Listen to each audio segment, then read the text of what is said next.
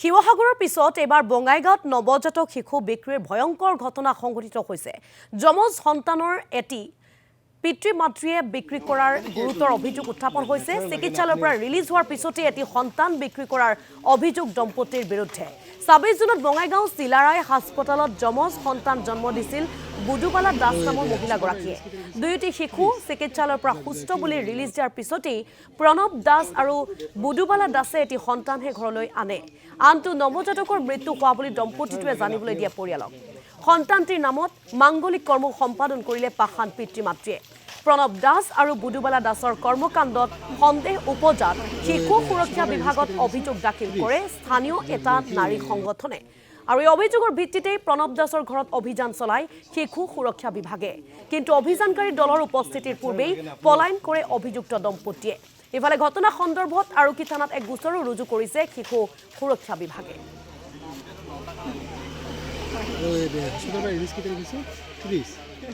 First time জানিব পৰা মতে তেওঁলোকৰ ডেলিভাৰী চিলাৰাই মেডিকেলত হোৱা বুলি গম পালোঁ। তাৰ পৰা তেওঁলোকে কৈ আছে চিলাৰাইত নাই বুলি কয়, লোৱাৰ আছামত থকা বুলি কৈছিলে। তাৰপিছত তেওঁলোকে মানে আমি জনামতে এটা সন্তান হৈ মৃত্যু হৈছে আৰু তেওঁলোকে ঘৰত সকাম পাতিছে। তাৰপিছত আমি দুদিনমান আগতে গম পালোঁ তেওঁলোকৰ দুটা সন্তান হৈছে আৰু লগতে সন্তান দুটা তেওঁলোকে ঘৰত অনা নাই।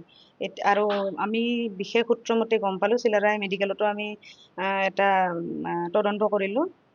আমি নিজে তদন্তটো কৰাৰ পিছত গম পালোঁ যে তেওঁলোকৰ সন্তান দুটি মানে সুস্থ শৰীৰে তেওঁলোকে মেডিকেলৰ পৰা বাহিৰ কৰি দিছে বুলি কৈছে, ৰিচাৰ্জ কৰি দিছে বুলি কৈছে। তাৰপিছত আমি গম পালোঁ সন্তান দুটাক ঘৰত লৈ অনা নাই। এতিয়া গাইডলাইন যিটো আছে আমাৰ শিশু সুৰক্ষা, তেওঁলোকক আমি জনালোঁ। তেওঁলোকে মানে ভালকৈ তদন্ত কৰি সম্পূৰ্ণখিনি কথা উলিয়াই পেলাই আৰক্ষীক জনালে। আজি আৰক্ষী অহাৰ পিছত তেওঁলোকে এতিয়ালৈকে মানে তেওঁলোকৰ আইতাজনী যিজনী আছে, এতিয়ালৈকে আইতাজনীও কৈ আছে বোলে এটা সন্তান হোৱা বুলি। কিন্তু এতিয়া আমি চিলাৰাই মেডিকেলত যিটো গম পাইছোঁ তেওঁলোকৰ ৰিচিপশ্যনে জনাইছে আমাক দুটা সন্তানেই হৈছে আৰু সন্তান দুয়োটাই সুস্থ শৰীৰে আছে। এতিয়া ক'ত আছে কি কথা আমি এতিয়াও কোনো ধৰণৰ খবৰ পোৱা নাই।